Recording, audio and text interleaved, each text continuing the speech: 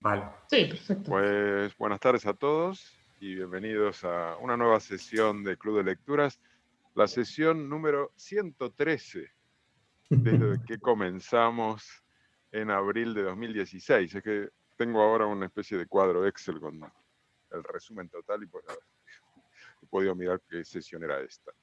Bueno, y además empezamos un nuevo año. Y vamos a completar una de las lecturas que habíamos dejado pendiente del año pasado, que es En defensa de la ilustración de Steven Pinker, la cuarta sesión que vamos a hacer hoy, con la moderación de Leonardo Aldana, nuestro Smart Explorer desde Panamá. Y sin más, sencillamente te paso la palabra. Lo que sí te sugiero es que hagas una ronda de presentaciones porque hay mucha gente nueva y así sabemos, nos conocemos todos. Pues muy bien, haciendo caso a Jorge, vamos a empezar con la ronda de presentación. Empezamos, si quieres, por Magda. Vale, perfecto. Bueno, yo soy Magda y me conecto aquí hoy desde un pequeño pueblito cercano a Barcelona. Hoy no desde Barcelona. Muy bien, Y bueno, gracias poco Magda. más, ya nos conocemos la mayoría. Vamos con Jimena. ¿Estás en en el mute? mute. Ya, es que quito el micrófono porque si hay muchos encendidos puede haber problemas de sonido y pues ya está. Bueno, pues me llamo Jimena Prieto y soy mexicana, vivo en Berlín desde hace pues, toda la vida, 30 años yo creo. Y bueno, pues Magda, que me ha hablado tanto, con tanta entusiasmo, pues ya me animé y me encantan los temas que tiene, los he visto ahí en la página web y bueno, pues eso es todo. Yo estudié filosofía y romanística y estudios latinoamericanos aquí en Berlín. Muy bien, tendrás mucho que aportar entonces. Pues Joan.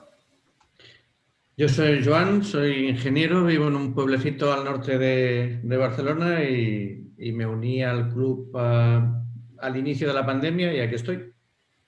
Muy bien, Joan, gracias. Tenemos al gran Jesús, que por fin hoy lo conozco en video. Muy bien, lo conocemos. Hola, Leonardo, encantado de estar con ustedes aquí desde la Ciudad de México. Gracias Jesús. Ahora tenemos a Julio y Pilar sin Pilar. Sin Pilar. Yo estoy en Pozuelo, un pueblecito cerca de Madrid, en medio de la nieve. Hemos disfrutado de un espectáculo grandioso en este fin de semana. Otros no lo han disfrutado tanto, lo están sufriendo, pero bueno, es lo que dan estas situaciones. Bueno, yo también participo en el grupo desde el inicio de la pandemia, de manera que nos ha marcado a todos un poco el virus en muchos sentidos y bueno, pues ha sido la verdad que un placer estar aquí y empezar este año que promete mucho. Gracias, Julio. Vamos con Nicolás, bienvenido. Hola a todos, muchas gracias por la invitación. Conozco a Jorge hace unos años por cuestiones de trabajo, estoy en Colombia, soy ingeniero civil y hoy soy novato aquí. Bienvenido. Esperamos que tengamos más sesiones. Gracias. Muy bien, vamos con Pepa. Hola, buenas tardes a todos. Hoy me he retrasado un poquito. Estoy en medio de la nieve, en Villanueva de la Cañada, cerca de Madrid, y bueno, deseando incorporarme de nuevo a los debates después de este descanso que hemos hecho. Muy bien, gracias Pepa. Parece que el tema de la nieve les ha pegado duro, ¿no? Bueno, tremendo. Ahora han tenido que venir mis hijos a abrirnos un caminito para salir porque no podíamos salir de casa. Estaba tremendo, sí. Vale, gracias Pepa. Vamos con Pere.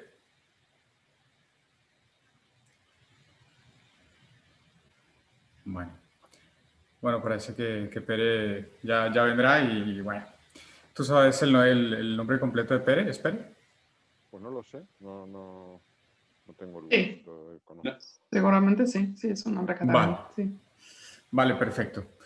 Pues bueno, sin más, de nuevo, bienvenido a todos a este último debate en defensa de ilustración de Steven Pinker y al primero del año. Entonces, gracias a todos. De nuevo, el chat está para hacer comentarios, preguntas, sugerencias. Jorge y Magda me estarán también ayudando a responder, y para participar también pueden levantar la mano una vez se abran las preguntas y yo les iré dando el turno. Así que muchas gracias. Empiezo. Última cosa, la guía móvil y digamos que la larga está también, Jorge las mandó, si quieren ir siguiendo la lectura. Arrancaré desde el capítulo, ya les digo, desde el capítulo de calidad de vida y felicidad. ¿Vale? Pinker comenta que la modernidad ha dado la posibilidad que la gente pueda disfrutar de una vida más multifacética. La calidad de vida está medida en función del tiempo que se tiene para concentrarse en las cosas más agradables de la vida. Más allá de horas de trabajo a expensas de jornadas laborales extenuantes, el hombre contemporáneo puede dedicarse a pensar en su longevidad, salud, seguridad, alfabetización, conocimiento, libertad de expresión y participación política. El número de horas trabajadas en los distintos países del mundo se ha reducido de manera sistemática, al menos desde 1870, fecha desde la que se tienen registros comparables en el tiempo. Los trabajadores en las economías más desarrolladas trabajaban cerca de 3.000 horas al año. Hoy trabajan en promedio unas 1.600 a 1.800 horas al año. Asimismo, gracias a los movimientos obreros, legislaciones y demás herramientas de la democracia, hoy la gente puede obtener tiempo libre remunerado, o lo que llamamos vacaciones pagas, acceder a una jubilación y sobre todo tener más tiempo en jubilación gracias a la mayor expectativa de vida. Otros factores importantes que han contribuido a la calidad de vida son la luz, al tener la posibilidad a un coste cada vez menor de aprovechar la noche para socializar y actividades de ocio, la tecnología, al proveernos de instrumentos electrónicos que nos ahorran tiempo en las tareas laborales y nos acercan a las personas para socializar, telefonía móvil, radio e internet, medios electrónicos, páginas como Facebook que nos permiten comunicación de una manera más visual con el día a día de nuestros familiares más lejanos. Teniendo esto en cuenta, nos dirigimos a nuestra primera pregunta del debate. ¿Tener más tiempo libre implica que necesariamente sea cualitativo? ¿O estaremos dedicando más tiempo a pensar en amenazas catastróficas? Para los que recuerden el libro, Amenazas Catastróficas es un capítulo posterior, pero lo traigo a colación también.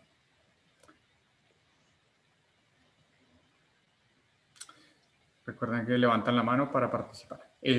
Magda, adelante. Sí, yo casi te voy a devolver la pregunta, es decir, ¿de dónde sacas esta hipótesis, Leonardo, que pensar más nos hace pensar en algunas hipótesis catastróficas, ¿no? Y llama bastante atención, es curioso, pero por otra parte, quizás esto viene de la lectura de Sigman, el libro que hemos leído anteriormente, La vida secreta de la mente, donde Sigman dice que cuando el cerebro vaga, o sea, en estos momentos de conciencia, pero cuando desconectamos, cuando empezamos así a pensar en todo y en nada, solemos caer en el pesimismo y en el catastrofismo, que no somos conscientes o también es el sueño diurno, ¿no? Que no seamos conscientes de que al vagar tendemos a pensar de forma pesimista, eso está neurocientíficamente comprobado. Entonces yo no sé si tu hipótesis viene de la neurociencia o ha sido un poco condicionado por el capítulo de amenazas, porque a priori si piensas que hay más tiempo libre pensamos en cosas porque tienen que ser catastrofistas. ¿No? Es una pregunta así un poco... No, yo pienso que leyendo, avanzando en el libro, decía acerca de las amenazas catastróficas, y es que hoy la gente tiene más tiempo libre, y el tiempo libre también lo aprovechan para este tipo de cosas que al final Pinker relacionaba con que no son tan relevantes. O sea, tener tiempo libre significa tener que pensar en otras cosas que tal vez no son las prioritarias del día a día. Así que pensé, bueno, si uno tiene tiempo más libre, pues tal vez lo dedica a cosas que no son tan relevantes. Entonces, pues básicamente fue como esa conclusión a priori, pero quería validarlo también con ustedes, y es que hoy tenemos más tiempo. Uno, lo aprovechamos de la manera que creemos correcta, Y si no, si pensamos que lo aprovechamos en pensar cosas que hoy en el día a día no son tan relevantes. Pero era eso. Jorge. Pues yo haría un símil con una cuestión de diseño gráfico, ¿no? La diferencia entre el fondo y la figura. Y creo que las horas de trabajo son la figura y el tiempo libre es el fondo, ¿no?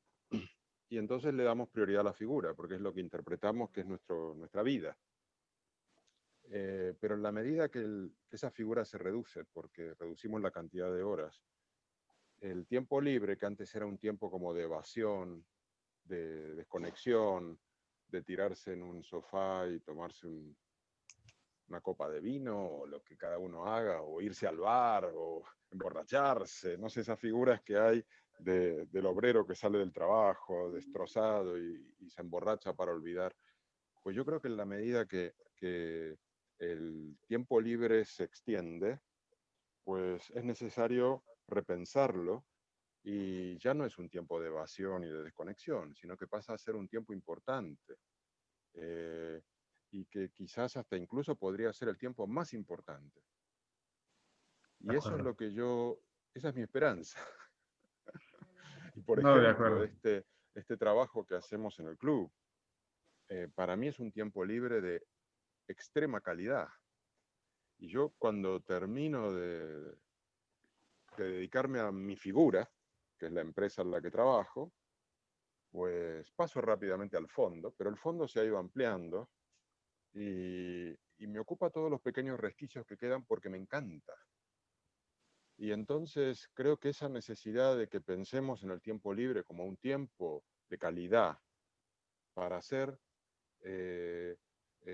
cosas útiles para nosotros, no simplemente desenchufar, creo que esa es la gran asignatura que vamos a tener de ahora en más, porque digamos, es como un cambio de tendencia. En la medida que logremos ir reduciendo la jornada laboral, y yo espero que sigamos haciéndolo, y que eliminemos los viernes, y que luego reduzcamos aún más, pues cada vez más tendrá peso a qué dedicamos el tiempo libre.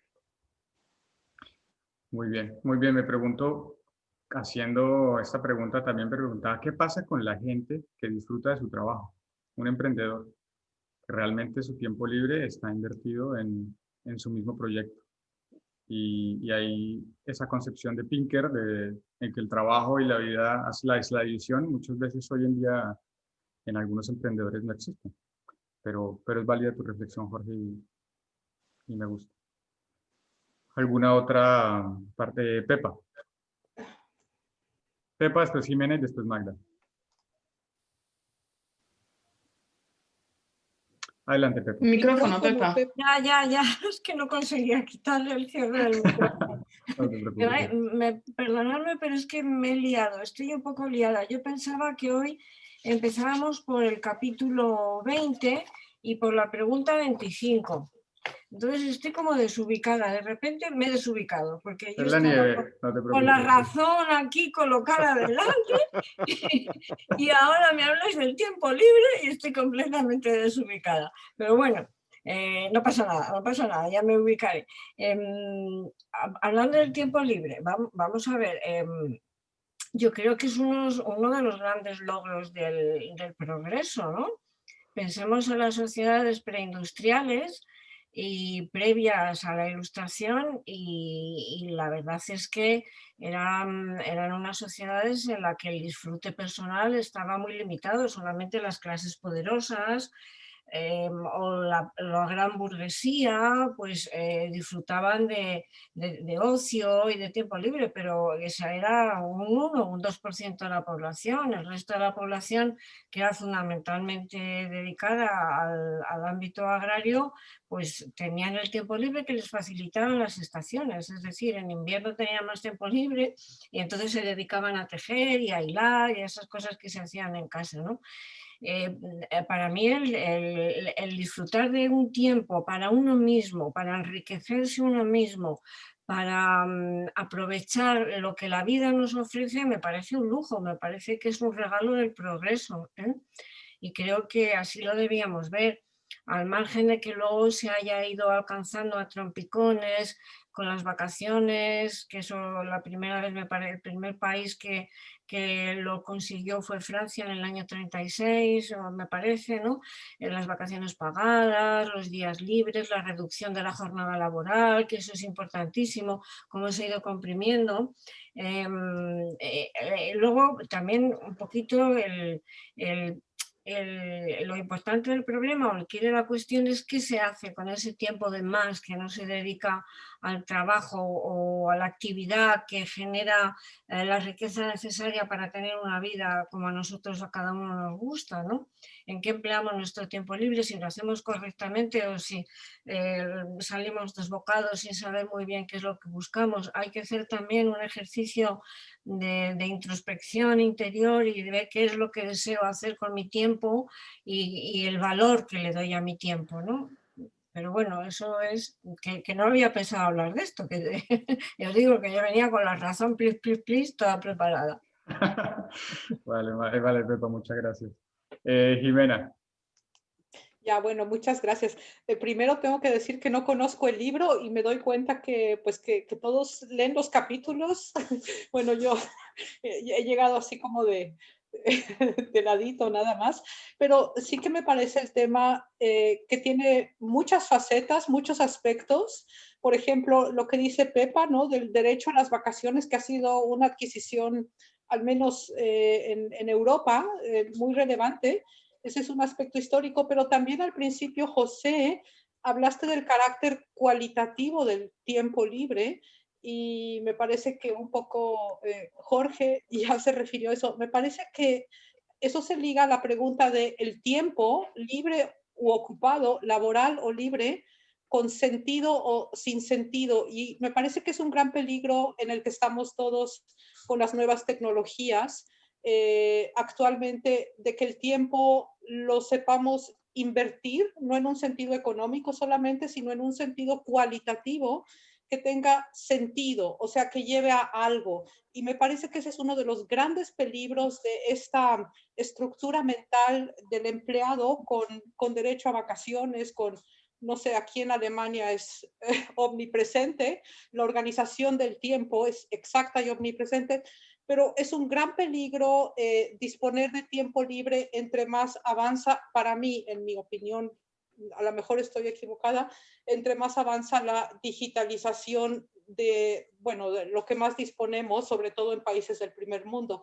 Habría que ver en México si pueden hablar en ese sentido de, bueno, del tiempo libre remunerado, es un gran tema en México, pero yo hablo aquí desde el contexto alemán, que me parece que una cuestión de educación, aunque seamos todos adultos, es saber darle un sentido al tiempo antes de ver el tiempo libre, ¿no? Y claro, una inversión excelente es esta de reunirse así. Pero bueno, ese es solamente un comentario quizás al margen.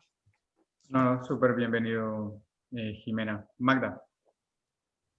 Sí, yo solamente quería decir a raíz de lo que decía antes Jorge y también lo que tú decías, Leonardo, de emprendeduría, ¿no? De que aquí saco a colación a Byung-Chul Han, que diría que es el tiempo libre que tenemos ahora, quizás cuantitativamente es mucho, pero nos estamos engañando porque no es ningún tiempo libre, porque nos estamos imponiendo a producir en este tiempo libre de forma constante.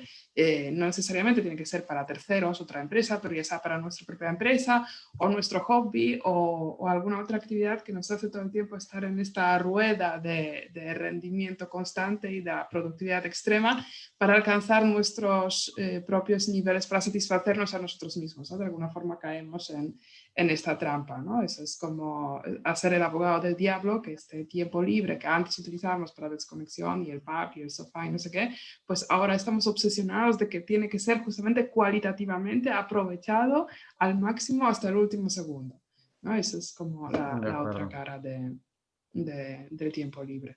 Y lo otro es que genera un poco de ansiedad, ¿no? Yo también a veces me siento en ese círculo de productividad y uno se siente como ansioso cuando no está haciendo nada. Y no sé, creo que tampoco es tan bueno. Pero vamos con Julio y Pilar. Creo que Joan también había pedido, ¿no? Sí, Julio y Joan. Ya. Lo de Pilar es un complemento, ¿no? Sí. Hoy. Sí, hoy. Era una broma lo de que se me había marchado. La tengo aquí muy cerquita. Posiblemente dentro de un rato quiera entrar. Bueno, la verdad es que este es uno de los temas, el del tiempo libre, en el que Pinker pues, dice cosas, en fin, en las que es difícil no estar de acuerdo, ¿no? Es un libro que, bueno, hasta donde hemos discutido, pues es de un optimismo generalizado en todos los aspectos que comenta, pero desde luego, bueno, más allá de un análisis de otros aspectos que veremos, supongo que a lo largo de la sesión, en este tema a mí me parece muy importante y yo creo que muy positivo y muy evidente. Yo citaría 2 o 3 aspectos que desde mi punto de vista y también por mi experiencia a lo largo de mi vida he podido ver, ¿no? Por un lado, el trabajo infantil. Yo recuerdo cuando era un niño, iba a la escuela y en determinadas temporadas la mitad de la clase se quedaba vacía. Yo vivía en un pueblo donde, bueno, la agricultura era la actividad de la que vivía la mayor parte de la gente y la mayor parte de mis compañeros pues desaparecían porque se iban a trabajar. Eso hoy día no existe. La educación obligatoria ha permitido que muchos chicos dejen de hacer un trabajo que no les correspondía por su edad y que puedan educarse. Este es un aspecto también que es importante. Respecto al propio campo, lo que hacían los adultos en ese tiempo en su trabajo, pues mi pueblo es un pueblo donde la agricultura era cerealística y comenzaba la época dura, la época de las cosechas, comenzaba pues, en mayo, junio y terminaba en septiembre, muy avanzado septiembre. Y en ese tiempo pues tenían que ir a la siega, el transporte de la siega hacia las eras, bueno, pues luego pues la trilla con animales, luego con máquinas. Todo eso llevaba muchos meses a mucha gente. Hoy día, en la actualidad, ese trabajo lo hace un maquinista con una cosechadora en 1 hora. Si lo que hacían antes media docena de personas, en este momento lo hace una sola, no en 3 meses, sino en 1 hora. Es así. Entonces, esto ha generado, pues la verdad que, bueno, por un lado, mucha gente que se quedó sin trabajo y tuvo que emigrar o buscarse otras ocupaciones, pero también para la gente del campo, una disponibilidad de tiempo libre, que bueno, yo cuando voy a mi pueblo, pues, en fin, el bar está lleno. Es decir, la partida de mus y del dominó, pues es lo habitual. Y un tercer capítulo que, bueno, pues tiene que ver también como biografía personal es el de la jubilación. Yo personalmente me he jubilado con 60 años. Eso me ha permitido y llevé una vida laboral feliz. Yo trabajaba, como decía antes Leonardo, también de una manera muy satisfactoria, pero bueno, tuve la posibilidad de planteármelo y comencé bueno, pues, opté por la jubilación. Y cambié de forma de relacionarme con las actividades que hacía, ¿no? Y dejé la enseñanza, que era mi mundo, y me dediqué a otro tipo de actividades que me han llenado pues, de una manera extraordinaria, ¿no? Y con 60 años, mi perspectiva, no lo sé cuál será mi recorrido vital, pero bueno, la mayor parte de la gente pues, puede disfrutar de unos 15, 20 años o tal vez más de una manera satisfactoria. ¿Qué se hace con ese tiempo tan grande que tenemos? Pues no sé, los niños hemos dicho que pueden estudiar, los vecinos de mi pueblo pues juegan al mus o otras cosas, también viajan. Yo pues he hecho muchas actividades y muchos jubilados en las zonas urbanas pues les ocurre parecido. Se ha viajado, pero yo creo que cada persona tiene derecho incluso a no hacer nada. Ese estrés que comentabas tú, Leonardo, de que produce como una especie de mala conciencia cuando no haces, pues no pasa nada. Es decir, el derecho al ocio absoluto, es decir, al dolce fare niente, pues tampoco está mal. Y si alguien opta por ello, pues no tiene por qué producir mala conciencia. Yo creo que ha sido una de las grandes conquistas de los tiempos modernos y la ilustración en el sentido, pues yo creo que algo ha tenido que ver. Estoy de acuerdo con Pinker en este aspecto. Perdón por mi rollo. No, muy bien, muy bien. La verdad que quedó muy claro y Y tiene que ver un poco también con lo que vamos a ver ahorita adelante con la felicidad. La concepción de lo que es bueno para mí también es, puede ser descansar o puede ser estar leyendo todo el tiempo y eso es lo que te hace a las personas felices. Pero muchas gracias. Joan, ahora sí. Sí, no, yo muy rápido.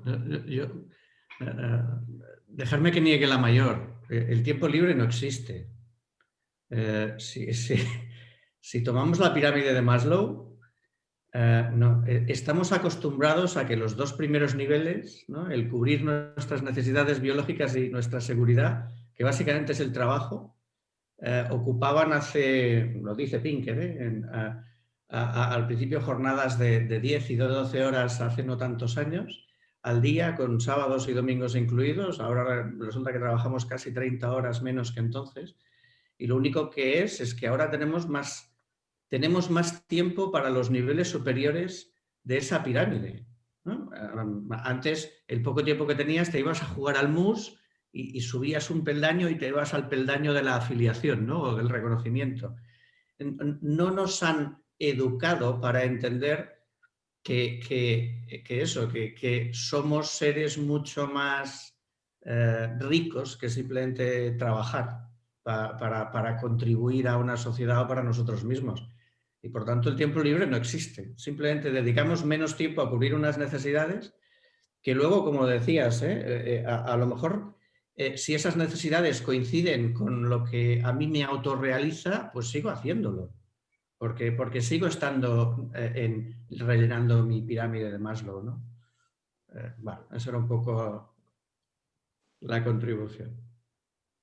Muy bien, Joan, muy buena contribución y pensándolo con lo que dices me parece también muy cierto. Al final dedicamos el tiempo a cosas mucho más apremiantes para nosotros o tal vez la comunidad, no sé, pero bueno. ¿Alguien más quiere participar antes de seguir? Jesús. Y muchas gracias, Leonardo. Bueno, ya muy brevemente solamente añadir un par de comentarios.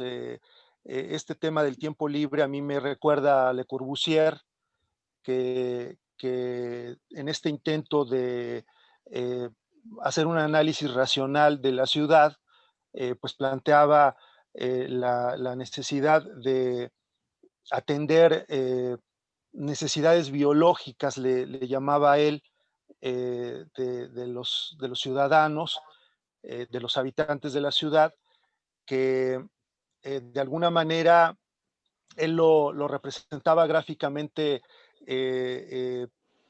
siguiendo la trayectoria del sol a lo largo de un día, ¿no? Y decía, bueno, dividamos el día que tiene cada ciudadano para realizar sus distintas actividades, y es justo que parte de sus actividades las dedique también al ocio, al entretenimiento, al deporte, a la cultura, ¿no? Y en función de eso, pues él, quizás arbitrariamente, pero como ya se comentó en otro debate, aquí mismo, pero trataba de establecer espacios dentro de la ciudad que pudieran dar esos usos a la sociedad y retribuirle este beneficio, ¿no? De lo ya trabajado, puedes también tú tener la posibilidad de dedicarte a estas otras actividades. Otros autores han reflexionado sobre la importancia que ha tenido en la era industrial pues el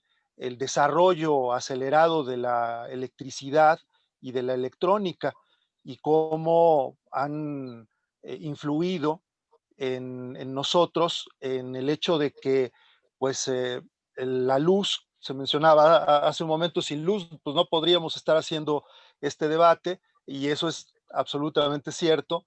La luz eléctrica nos ha permitido robarle un poco en las ciudades, sobre todo a la noche, cierto tiempo, ciertos espacios que en otra época no se tenían, ¿no? Entonces, aunque también esto implica un gasto energético importante, que ya se verá en debates posteriores, ¿no? Ya se analizará ese tema. Me parece sobre todo que esta visión biologista de Le Corbusier es importante, tomarla en cuenta porque pues tiene implicaciones ecológicas y tiene implicaciones tanto individuales como colectivas, ¿no? En cuanto a la utilización de los recursos. Gracias, Jesús. Sí, me hace pensar lo que dices también en qué pasaría si no estuviera la luz. Me pongo a pensar que igual aprovecharíamos el tiempo, igual habría conversaciones un poco más íntimas con aprendizajes. Y sí, a veces me debato un poco interno sobre si es que la luz como tal es evidentemente el progreso nocturno. No lo sé, tal vez el registro de lo que se habla o lo que se hace sí, pero creo que igual la gente puede progresar sin la luz nocturna, pero bueno, Pinker obviamente la defiende mucho y gracias por sacar la colación. Seguimos, ¿les parece? Siguiente pregunta, siguiente texto y después pregunta.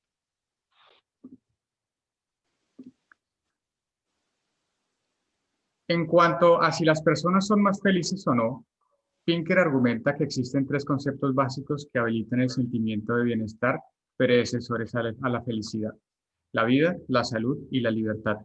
Teniendo estos como base, el hombre tiene la tarea de ponderar lo que vale la pena en la vida y decidir si es feliz o no.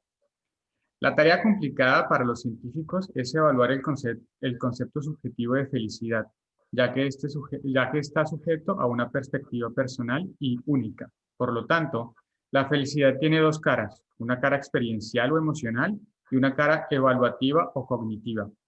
Componente experiencial consiste en un equilibrio entre las emociones positivas y negativas, y la segunda opción es preguntar a los individuos cómo se sienten en ese momento o cómo recuerdan haberse sentido durante el día o la semana anterior.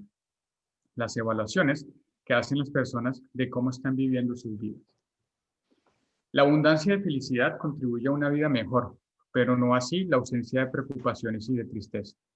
Eso nos conduce a la dimensión donde la vida tiene significado y propósito, ya que podemos tomar decisiones que nos hagan infelices a corto plazo, pero nos permitan realizarnos en el transcurso de una vida, como criar un hijo, escribir un libro o luchar por una buena causa. Pinker argumenta que una implicación del papel limitado de la felicidad en la psicología humana es el objetivo del progreso no puede consistir en aumentar indefinidamente la felicidad, con la esperanza de que cada vez más personas se sientan cada vez más eufóricas. Pero sí que es mucha la infelicidad que puede reducirse y el grado de significatividad que puede alcanzar nuestra vida carece de límites. Perdón. Vamos a la pregunta número 23. En un artículo de la revista Ethic se argumenta lo siguiente respecto a la felicidad. Queremos provocarle a nuestros hijos una psicopática obligación de ser feliz y que un día, al ver que no pueden serlo de manera permanente, añada a este contratiempo la presión de vivir disimulando su frustración por no alcanzar esta utopía. Repito la pregunta. En un artículo de la revista Ethic se argumenta lo siguiente respecto a la felicidad. Queremos provocarle a nuestros hijos una psicopática obligación de ser feliz y que un día, al ver que no pueden serlo de manera permanente, añada ese contratiempo a la presión de vivir disimulando su frustración por no alcanzar esa utopía. Vale. ¿Quién quiere participar?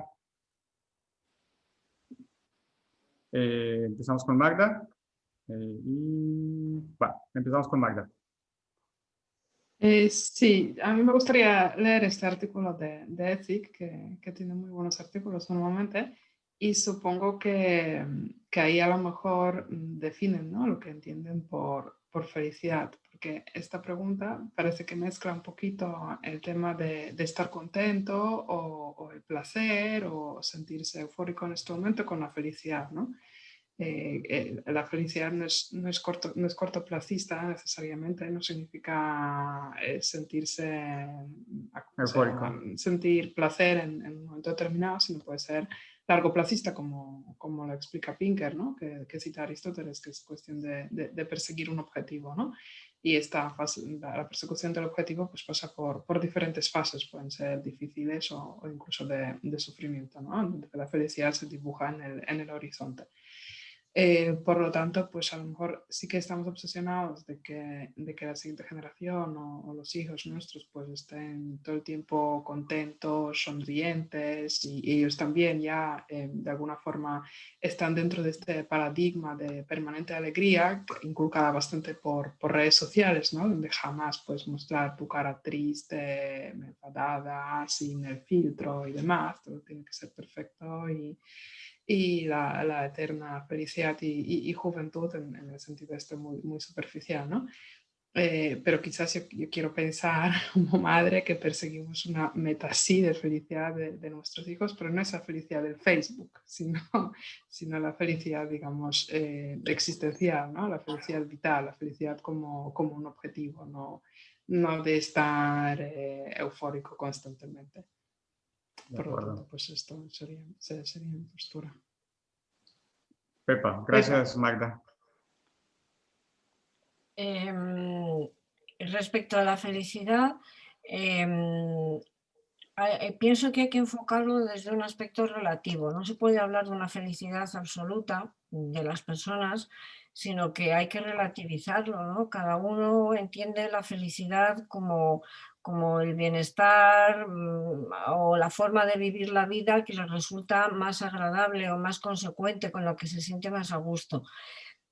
Aristóteles y muchos pensadores griegos ya le dieron vueltas, ¿no? ¿Dónde está la felicidad? ¿Dónde se encuentra la felicidad? Y al final, tanto Aristóteles quizás como los estoicos, pues buscaban una forma de entender la vida que se alejase de las desgracias o de los sufrimientos mejor que de las desgracias, y que tuviese un objetivo dirigido. Desde esa perspectiva, vuelvo al progreso que nos haya podido facilitar la ilustración, y creo que desde el momento en que se han eliminado de nuestra vida aquellos factores negativos que impedían a la gente disfrutar de la vida, porque en el siglo XVIII había gente que era muy feliz, aunque no tenía electricidad ni tenía todos los bienes confortables que tenemos ahora, ¿no? La felicidad es relativa, estar satisfecho con la vida que tienes. Pero lo que sí ha eliminado el progreso, y por lo tanto es algo de agradecer a la ilustración, es que han desaparecido aquellos factores negativos que hacían la vida más dura y más desagradable, como la mortalidad infantil, la carestía de la vida, el trabajo excesivo, la no libertad de las mujeres, la no libertad de las personas en general, el estar sometidas a un autoritarismo, a un sistema político autoritario que les impedía su realización personal, ¿no? Entonces, desde ese enfoque, la felicidad actualmente habría que valorarla también como la ausencia de aquellos factores que nos impiden realizarnos a nosotros mismos y estar satisfechos con lo que somos, que sería la felicidad relativa, la de cada individuo, ¿no? Eso es lo que me parece. Gracias, Pepa. Jorge. No, que yo querría recordar en algunas otras lecturas que hicimos, por ejemplo, Harari y algunos otros, que constataban que a partir de determinada renta, por más que sigas aumentándola, el nivel de felicidad no aumentaba, ¿no? Parecía que todos estaban de acuerdo con eso. Sin embargo, a mí me parece haber entendido que Pinker cuestiona eso y considera que a medida que tengas más riqueza, consigues más cotas de felicidad. Como que no hay un límite a partir de los $15.000 o X, a partir del cual ya no lo logras. Luego también algo que que él reconoce que dependiendo de la cultura y la geografía, dice, hay determinadas culturas que son más proclives a ser felices aunque tengan menos de renta, como por ejemplo los países latinoamericanos, dice él, y sin embargo los países comunistas, los países excomunistas de la Europa Oriental son menos felices. Cosa que me interesa plantear aquí, porque aquí tenemos gente de todas estas culturas. Claro. ver qué opinión merece.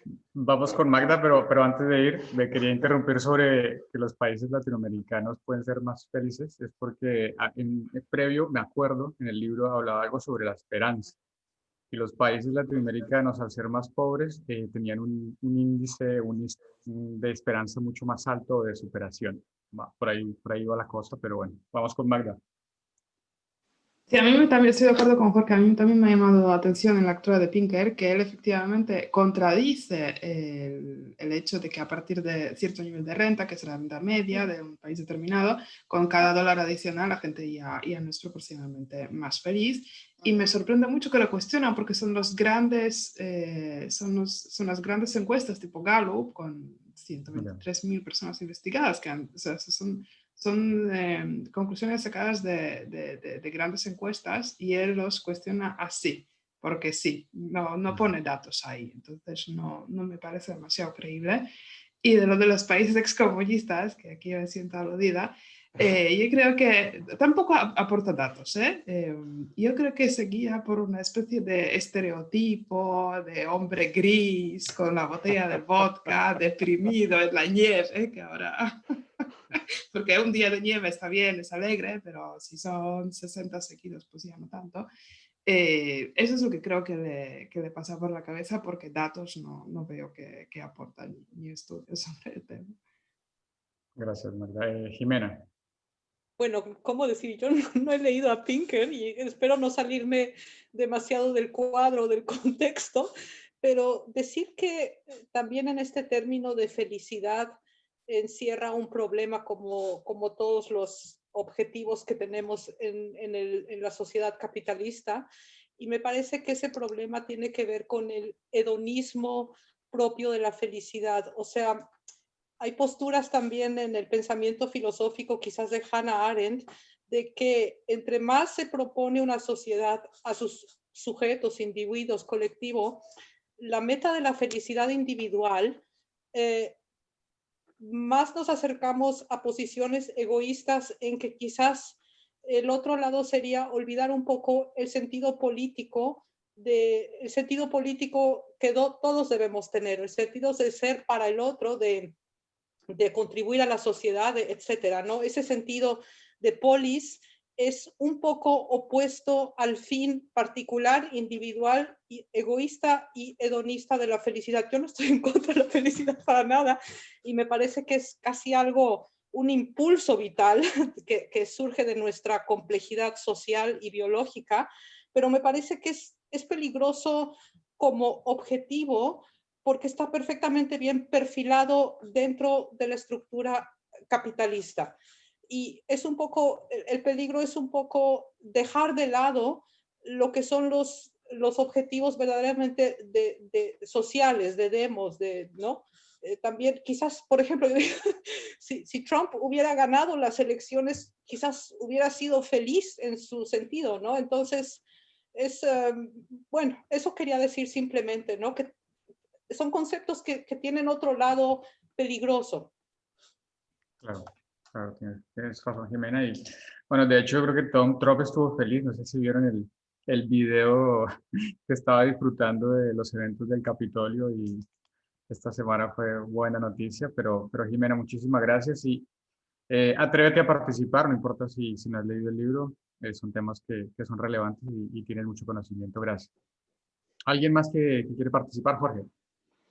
No, simplemente decir que para mí Pinker es un académico, es alguien que su discurso lo hace desde la torre de marfil de Harvard. No parece que baje demasiado de esa torre, tiene una actitud muy distante y de sobrevuelo, cae en muchos estereotipos, como esto de decir que los latinoamericanos son felices, los excomunistas son tristes, y para su discurso mainstream, él no puede cuestionar que a mayor riqueza, mayor felicidad. Se le viene abajo todo el discurso. Entonces, pues lo plantea y lo defiende y ya está. No, pero yo creo que ese es un poco el motivo. Sí, estoy de acuerdo que es un punto de vista bastante académico y en este caso en particular va en contra de todo lo que se viene planteando. Incluso aprovecho para recomendarles un curso de Coursera que se llama La ciencia de la felicidad, donde tocan muy de cerca este tema y está muy bien para objetivos de vida y de felicidad que lo puedan hacer. Buenísimo, gracias. ¿Alguien más que quiere participar? Julio. Sí, bueno, a mí todo el discurso que hay a lo largo de la obra de Pinker, pues me parece bueno, interesante. Desde luego, a mí me parece que muchas de las ideas que aporta son sugerentes, pero tienen muchas carencias. Estoy de acuerdo con Jorge en que no sé, es un discurso demasiado visto desde un espacio, en fin, como son los medios universitarios norteamericanos, con unas condiciones económicas, sociales, ideológicas, pues muy, muy especiales. No tiene en cuenta la complejidad del mundo en el que vivimos.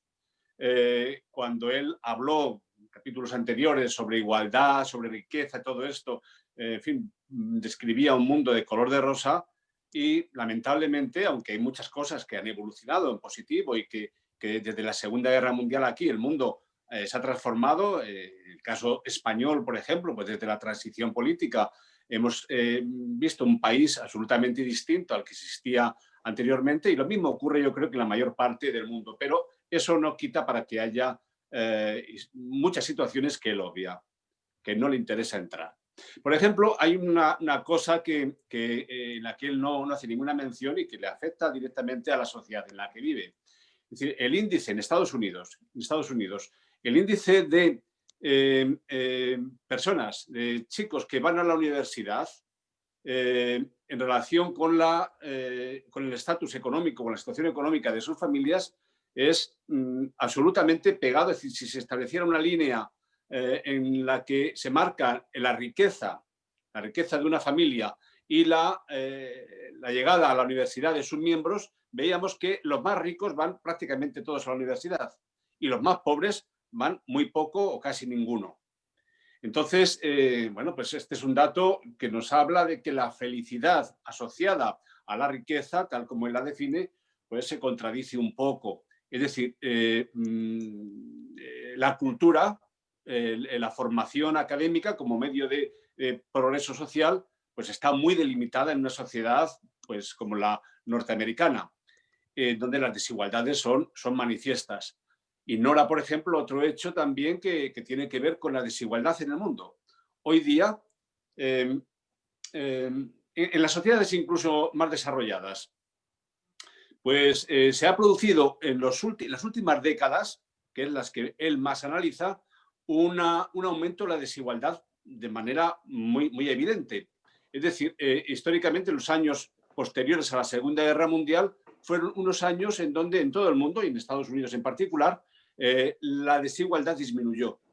Es decir, la relación entre los que más ganaban y los que menos lo hacían era, bueno, pues relativamente igualitaria, no igual en absoluto, pero las diferencias no eran tan grandes como habían sido a principios del siglo XX o incluso a finales del siglo XIX, donde eran brutales, ¿no? Todo esto cambió bastante a raíz de la aplicación de las teorías keynesianas y de, bueno, pues lo que fue ese proceso socialdemócrata que vivió el mundo en la posguerra, después de la Segunda Guerra Mundial. Y todo eso se vino abajo pues con la llegada del thatcherismo y de la era Reagan, en donde las desigualdades se dispararon y no han disminuido, sino todo lo contrario, hasta hoy día.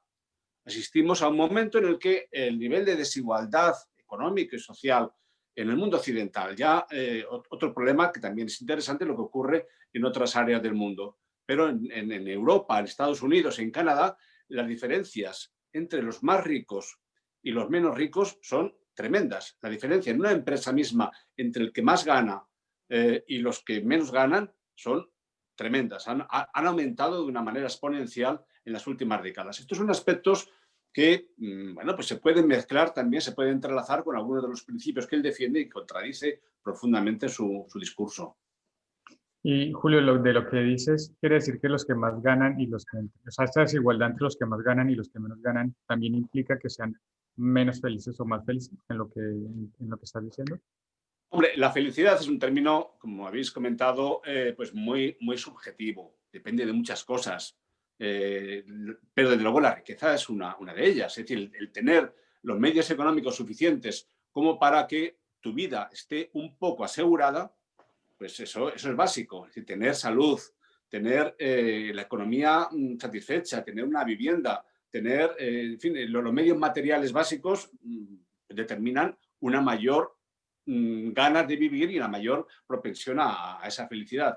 No depende solamente de eso. En muchas situaciones luego personales, el tipo de trabajo, la frustración en tu vida familiar o personal, hay muchas cosas que hacen que una persona pueda ser feliz e infeliz. Habéis comentado pues la vida en fin, de filosofía, planteamientos filosóficos tradicionales como el estoicismo, pues que bueno, pues daba un poco una forma de asumir el dolor, asumir las cosas negativas. Hay otras corrientes, también tradicionales, el epicureísmo, donde bueno, pues se disfrutaba más, eran más partidarios de evitar el dolor y tener más opciones para el disfrute, para el placer. Y en fin, Vale. yo creo también que otro factor que ha importado mucho en la felicidad o infelicidad de la gente a lo largo de la historia ha sido la religión. La religión yo creo que produjo en muchos momentos, pues ahora en fin, vivimos en una sociedad mucho más laica y estas cosas se viven de manera distinta, pero la religión fue un factor muy poderoso en la gente y no siempre positivo, desde luego. Claro. Sí, sí, muy interesante y bueno, y más adelante tocaremos un punto también sobre la religión que es muy interesante. Magda, gracias Julio. Sí, simplemente un poco en respuesta a lo que decía Julio, creo que Pinker en los capítulos anteriores habla de la desigualdad y la despacha que como si no pasara nada. Es decir, para él la desigualdad creciente es un hecho, pero no es un hecho negativo. Y argumenta de manera más o menos que nos beneficiamos todos de que haya más ricos, de que los que son pobres son mucho menos pobres que antes, es decir, todos van subiendo un escalón, y además de que la desigualdad no está relacionada con la violencia y creo que no está relacionada en general con el bienestar, ¿no? Y ahí pone sus típicos grafiquitos donde se ve la curva según la tesis en cuestión. Entonces, lo despacha así, yo creo que es muy discutible su planteamiento, pero esto es lo que él pone en la mesa, por lo tanto dice, bueno, ok, hay mayor desigualdad, ¿y qué? Es un poco su postura, ¿no? O al menos yo la interpreté así. Sí, yo también y vamos con Gracias. Jorge. No, bueno, es simplemente decir que apuntar a lo que dice Magda, es un discurso muy elitista. Es un Ya. discurso muy elitista. Lo que pasa es que la ilustración se presta. Si tú asumes los principios de la ilustración a tope y te pones en la élite arriba de todo, pues yo creo que suena como hasta altanero, suena un poco arrogante, por eso chirría leerlo, y aunque estemos de acuerdo en mucho de lo que dice, el tono y la manera de dirigirse a los demás le quita autoridad y al final lo ves como un bicho raro, ¿no? Yo lo veo como un tipo que, vale, evidentemente tendrá un super salario y evidentemente él no va a defender reducirlo para que haya más igualdad. En fin, no sé, es un personaje especial. A mí yo tengo sentimientos mezclados con el libro, pero bueno, no me quiero extender. Pepa, No, viste que no pedías te la palabra. preocupes. O no, Jesús, ¿no? Jesús, creo. ¿Sí? Y ¿Quién muchas quiere gracias, Jorge. participar? Sí. Dale, Jesús, adelante. Sí, muy brevemente también decir que una definición de diccionario sobre la felicidad, pues implica la posesión de un bien preciado, ¿no? Y bueno, evidentemente allí cabe todo, ¿no? Es quizás una visión un poco utilitarista em, y, y es relativa, como ya bien se ha dicho aquí en el debate. Me parece importante recordar, bueno, la religión, el cristianismo ha planteado que milenariamente que la felicidad no está en esta vida, sino en una vida posterior. Y me parece que yo creo que todo está dependiendo en función, basándome en esta definición que daba de diccionario, hacia dónde tiene cada individuo y cada sociedad puesta sus expectativas de lo que es la felicidad, ¿no? Porque hay sociedades que están centradas en el consumo, que ven la felicidad como poseer bienes, como la posibilidad yo de, pues cada fin de año disponer de mi aguinaldo para adquirir tales y tales cosas, y en función de eso ir generando mi expectativa para el siguiente año, ¿no? Yo creo que así como están estas sociedades, hay otras que piensan que el servicio es lo importante, que el ser humano puede servir a sus semejantes y darse a los demás es dar de nuestro tiempo, dar de nuestros conocimientos, dar de nuestra experiencia o de nosotros mismos. Simplemente ahí ya hay una gran satisfacción, hay quienes hallan en ello una gran satisfacción, y me parece que todos esos conceptos son válidos, lo mismo que las sociedades que están centradas en la desigualdad, en acabar con la desigualdad, ¿no? Entonces, hace un momento Jimena mencionaba a Hannah Arendt, que planteaba que solo el acto político puede generar igualdad. De modo que sociedades que están mucho más enfocadas en la búsqueda de suprimir esas diferencias o de hacerlas un poco menos evidentes, esas diferencias sociales y económicas entre los individuos, pueden encontrar en lo social, en el ámbito de lo público, de la participación social, también satisfactores que pueden ser muy importantes para el ser humano. Entonces, yo creo que todo está en función de a qué está abocada cada sociedad. Ya decir, poder caracterizar si México, Estados Unidos están enfocados a tal o cual bien, bueno, pues eso ya es relativo también, ¿no? Gracias, Jesús. Y solo también quería tocar un punto que Magda tocó ahorita sobre Pinker y su visión un poco, es un poco cínico en decir como esto va a pasar, pero tranquilos que no pasa nada. Me hace pensar en mis profesores de economía que simplemente decían que esto es parte de un ciclo.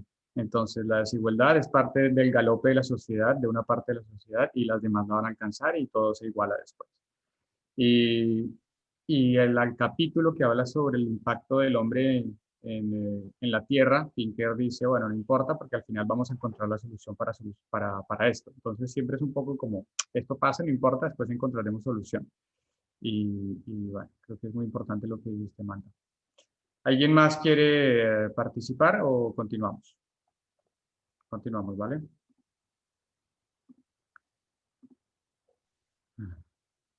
Vale. Amenazas existenciales. Existe una tendencia al catastrofismo y que en esta época moderna la gente socializa 4 jinetes del apocalipsis, los cuales son la superpoblación, la escasez de recursos, la contaminación y la guerra nuclear. Recientemente, todo lo concerniente a la inteligencia artificial y su dominación sobre el hombre se ha unido a estos temas. Pinker comenta que este catastrofismo tiene fuertes impactos generando falsas alarmas, diezmando la tranquilidad humana, causando ansiedad y la desviación de recursos físicos y mentales. Por ejemplo, el cambio climático y la guerra nuclear son inequívocas y para mitigarlas se requerirá un esfuerzo y un ingenio inmenso. Lo expuesto nos conduce de nuevo a las lecturas subjetivas que tienden a ser exageradas por los sesgos de disponibilidad y negatividad. La cuestión existencial tiene que ver con que el destino de nuestra especie, y aquí, como sucede con la mayoría de los seres vivos, tenemos que afrontar nuestro destino y ciertamente hemos de asumir nuestra mortalidad. Los riesgos existenciales son variados y Pinker destaca que muchos de ellos son una exageración. El roboapocalipsis, el ciberterrorismo, el bioterrorismo no tienen fundamento real. Supongamos que se produjera un episodio de bioterror que matara a 1 millón de personas. Supongamos que un hacker lograra desmantelar Internet. ¿Cesaría literalmente de existir el país? ¿Se derrumbaría la civilización? ¿Se extinguiría la especie humana? Algunas de las amenazas a la humanidad son fantasiosas o infinitesimales. Sin embargo, Pinker resalta que solo una de ellas es real, la guerra nuclear. En el mundo hay más de 10.000 armas nucleares distribuidas entre 9 países, muchas de estas montadas en misiles o cargadas en bombarderos, por lo cual se debe establecer medidas globales y paulatinas para su desmontaje. Y aquí va la pregunta número 24. Teniendo en cuenta que las amenazas a las que se refiere Pinker son de carácter mundial, ¿creemos que la globalización es el principal causante de las catástrofes existenciales? De acuerdo a esto, piensas... No, hasta acá. Esta es la pregunta. Teniendo en cuenta que las amenazas a las que se refiere Pinker son de carácter mundial, ¿creemos que la globalización es el principal causante de las catástrofes existenciales?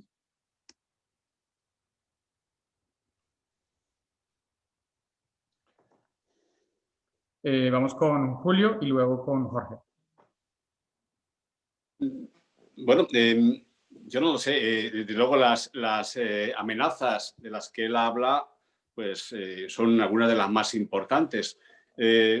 No habla, no sé si porque en la época en la que escribió el libro este problema no se había manifestado como lo estamos viendo ahora, pero no habla, por ejemplo, de una de las amenazas existenciales más inmediatas que tenemos, que es el populismo y la amenaza de sistemas políticos que pueden ser profundamente perjudiciales, ¿no?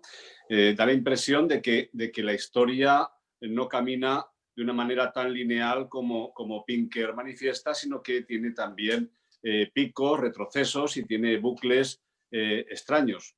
Es difícil entender cómo en Europa el populismo, en países como el de Magda, en Polonia, en Hungría o en Estados Unidos, en esta época en la que afortunadamente ya parece que viene la luz, o en Brasil o en tantos otros sitios, pues se extienden estas ideologías tan nocivas. Entonces, no lo sé. La catástrofe que vivió el mundo en los años 30, no sé si es posible que se reviertan y se conviertan en una amenaza nuevamente. Gracias, Julio. Jorge. A mí una cosa que me sorprendió mucho de este capítulo es que él minimice lo que él llama la tesis tecnoapocalíptica, que es la que más subraya Harari, por ejemplo, ahora mismo, como el mayor desafío que tiene la humanidad, ¿no? Es decir, este tema del manejo de los datos y gobiernos o estados que utilicen el Big Data para manipular y para controlar a la gente, y que yo confieso que estoy de acuerdo con ese temor. Sin embargo, Pinker, igual que hizo con la desigualdad, también lo despacha, como que no tenéis ni idea. La inteligencia artificial es demasiado inteligente como para que haga este tipo de tonterías. Y el único desafío que admite es el desafío nuclear, que por cierto, ahora mismo el mayor peligro que tiene el mundo es que uno de los mayores cantidad de misiles están en manos de un tío al que le han anulado la cuenta de Twitter. El tipo está encerrado en una habitación, no sabe qué hacer, le quedan 12 días y por ahí diga, oye, para entretenerme un poco, le doy al botón. Porque si no me permiten tuitear, ¿qué puedo hacer? Bueno, por lo menos tengo esto y voy a llamar la atención. Entonces mando un tweet, pero un tweet de verdad. No sé, es decir, en fin, paso la palabra. Siguiente. Gracias, Jorge. Jimena. No alcé la mano, pero aprovecho la oportunidad para decir un mini comentario. Me parece muy interesante la opinión de Julio, sí, Julio, bueno, ya me imagino los temas a los que se refiere con peligro existencial Pinker, se ve claramente muy británico, utilitarista total, pero bueno, no quiero hablar en general, sino decir que, en efecto, me parece muy interesante que deja de lado, si es así como lo plantea Julio, no sé, los problemas políticos que nos amenazan a las sociedades democráticas. O sea, ponerse que la bomba y los virus, bueno, sí, los virus, ok, pero yo creo que es como que dirigir la mirada a esos problemas es como tratar de distraernos de lo que amenaza a lo que han llegado las sociedades, al menos históricamente, como una verdadera conquista que es la democracia, que está realmente en peligro y es uno de los peligros más inminentes que estamos viviendo minuto a minuto en el mes de enero. Y bueno, Pinker escribió su libro de otro año, no sé, pero quiero decir, o sea, uno se da cuenta hacia dónde dirige la mirada, como eso que dice quizá Jorge, ¿no? De que hay la desigualdad, hay bueno, no es como la mano invisible de Adam Smith, por ahí se arregla todo cuando uno sean ya muy ricos. O sea, esa posición se ve que es general, que es vertebral de su libro y bueno, eso quería decir, es un breve comentario. Gracias, Jimena. ¿Alguien más quiere participar? Magda, adelante, y después Pepa. Sí, yo creo que Pinker no habla del peligro de los populismos, pero el libro ya está escrito en la era Trump y él lógicamente tiene Trump en el punto de mira y ve que es una amenaza y lo reconoce, pero dice, bueno, es un tío loco, ha llegado lejos, pero no amenaza a las instituciones, porque él atrás pues, tiene el Congreso, tiene los asesores, tiene su partido, tiene todas las instituciones que le van a hacer de filtro. Por lo tanto, grandes locuras no puede hacer. Así despacha un poco el problema de los populismos, sin analizar que efectivamente, como dice Julio, pues no es el único Trump que ha llegado lejos con este tipo de ideas. Que en general Pinker el problema que tiene que empieza por minimizar los riesgos que él no considera, casi personalmente, ¿no? Que él personalmente no considera grandes, los empieza a minimizar, ridiculizar, mofarse, llega a un tono verdaderamente agresivo, ¿no? Despectivo más que agresivo, bastante despectivo frente a mofándose pues de las amenazas, de los autores que formulan estas amenazas, ninguneando, entonces llegan a ser como casi argumentos ad personam, ¿no? Un nivel muy bajo de argumentación, y aquí lo veo. Una amenaza nuclear existe, vale, bien, creo que estamos todos de acuerdo, ¿no? Es una cosa bastante objetiva, podemos darle mayor o menor importancia, sentir mayor o menor miedo, pero existe, pero las otras también existen y hay que sopesarlos en la escala y no barrer debajo de la alfombra diciendo, pues, bueno, yo no lo considero así, por lo tanto, todos los que consideran así sois ridículos. Eso es un poco el tono en el cual él argumenta, cosa que me hizo ya realmente valorar el libro pues, al final bastante bajo. Gracias, Magda. Pepa. Solo un comentario muy cortito al hilo de lo que estabais comentando de cómo Pinker ridiculiza las posibles amenazas que puede existir. En la página 371 dice que en el año 2002 una persona, Martin Rees, apostó públicamente porque en 2020 el bioterror o el biohorror provocarán 1 millón de muertos, de víctimas en un solo suceso. O sea que él que ridiculiza todas estas profecías catastrofistas, aquí hace mención a una qué tontería, fíjate lo que dice pues toma. En el 2020, toma. Es una curiosidad, no tiene mayor importancia, ¿no? Ya está. Súper importante, Pepa. Muchas gracias. Joan. Yo estando de acuerdo con Jorge de que el tono general del libro es como mínimo peculiar, ¿no?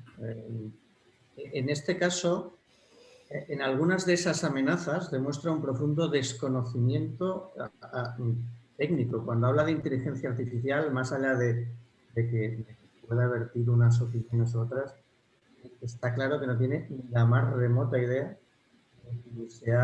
ni se ha preocupado por tenerla.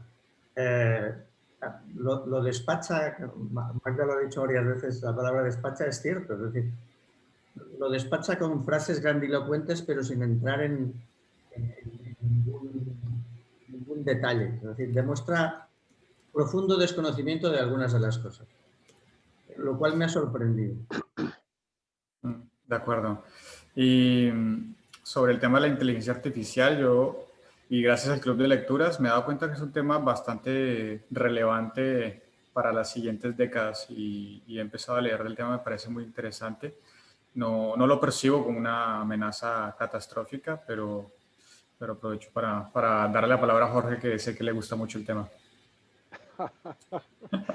No, es que tenía una frase que no quería dejar pasar, porque justamente cuando él desmiente que la inteligencia artificial sea un riesgo y tiene confianza en que eso nunca va a suceder, tiene una frase extrañísima que con Magda nos intercambiamos unos WhatsApp diciendo que, bueno, aquí patinó, pero a tope.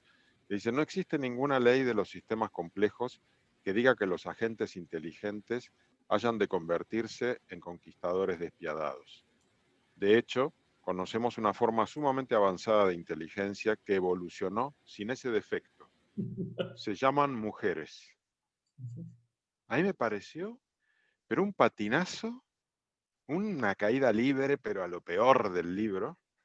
Yo no sé la verdad lo que pretendió decir, pero digamos, no sé. Sí, pero ¿Qué os pareció esa frase? En esa frase une yo robot con un misoginismo tremendo.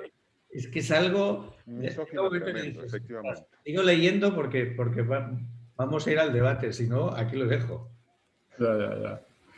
Totalmente, Vale. yo lo iba a dejar ahí, efectivamente. Si no fuese por Club de Lecturas, ahí se quedaría.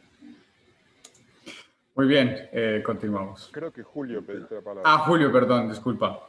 Sí, bueno, yo tengo que reconocer también que esa frase la subrayé cuando he ido tomando en algunos capítulos, he ido tomando algunas notas, la tengo ahí señalada y subrayada porque es verdad, me produjo también, sobre todo desconcierto, no sabía muy bien a qué venía semejante salida de pata de cabra, ¿no? No sé, no lo entendí. Probablemente, ya he comentado alguna vez, que la propia biografía de este hombre deja también algunos rincones de duda, ¿no? En su día pues había tenido unas relaciones muy poco claras con este personaje que no recuerdo su nombre, que se suicidó en la cárcel, Epstein, ¿no? Ya, sí. Lo defendió. ¿Ah, Es que sí? salió, lo asesoró. Sí, lo asesoró. Lo ayudó pero para que en su defensa... Además de eso, le ayudó porque tenían muy buenas relaciones cotidianas. No lo sé, no sé más, y no sé si él también participaba en las fiestas en Florida o no, pero lo cierto es que, en fin, no lo sé, el tipo de relaciones. De todas formas, hay otro tema que yo quería tocar, aunque sea de pasada, porque, bueno, aquí hay tantas cosas que salen a colación sobre la educación, un tema que también analizamos anteriormente. La educación, un poco desde la perspectiva de los hechos recientes en los Estados Unidos, ¿no? Vamos a ver, a mí no deja de sorprenderme, de preocuparme mucho el que la mitad de la población de Estados Unidos apoye a este hombre, a Trump, y que de ese porcentaje un número muy elevado de gente siga pensando las barbaridades que sigue diciendo. Que esta gente, pues al mismo tiempo, en los estudios que se han hecho sobre sus perfiles y tal, pues sigan defendiendo desde el punto de vista religioso, científico y tal, teorías absolutamente alucinantes. Es decir, ¿qué es la educación entonces? Si Estados Unidos se supone que es un país culto, donde los chavales han estudiado no solamente primaria, sino en la mayor parte de los casos secundaria, etcétera, etcétera, eso es educación, esa es esa gente que está ahí y que, bueno, pues no han desaparecido, son un peligro potencial porque no es solamente gente que va a depositar un voto cada 4 años, sino que es gente, como hemos visto, muy activa y muy movilizada y no sabemos lo que va a deparar el futuro próximo. Esperemos que poco y que todo se reconduzca en vías democráticas. Pero lo que quiero decir es que no se puede frivolizar sobre muchas de las cosas desde el punto de vista social que se analizan en el libro y que, bueno, ha sido objeto de debate también en este grupo. Y la educación es una de ellas. ¿Y qué es la educación cuando vemos estos comportamientos en uno de los países más cultos del mundo?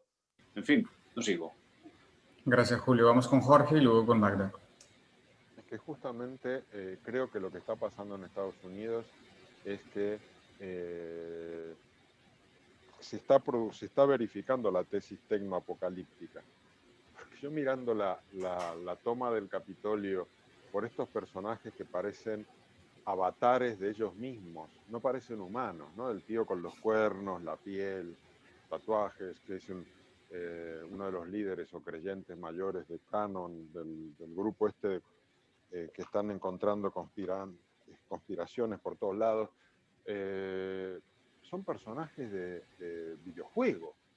No es el pueblo en armas que va a tomar la Bastilla. No. Son los personajes que salieron del ordenador y salieron andando. ¿Y quién los creó? Pues los creó el ordenador. Porque tienen la cabeza llena de conspiraciones y de ideas que le llegan a través de los grupos de Facebook, de los grupos de WhatsApp, de los tal, y se están retroalimentando con una serie de absolutas locuras que el gobierno de Trump utilizó muchísimo. De hecho, todo lo que hicieron con Cambridge Analytica fue manipulación de las redes para que Trump gane, y todo muy pensado.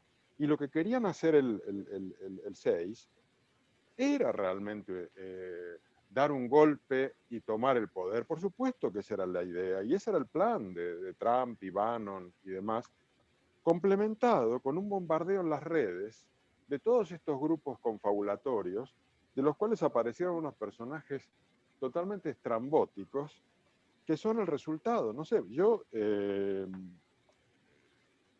no sé si estoy medio obsesionado también, yo también soy tecnoadicto, pero en este caso ya me he quedado con la boca abierta.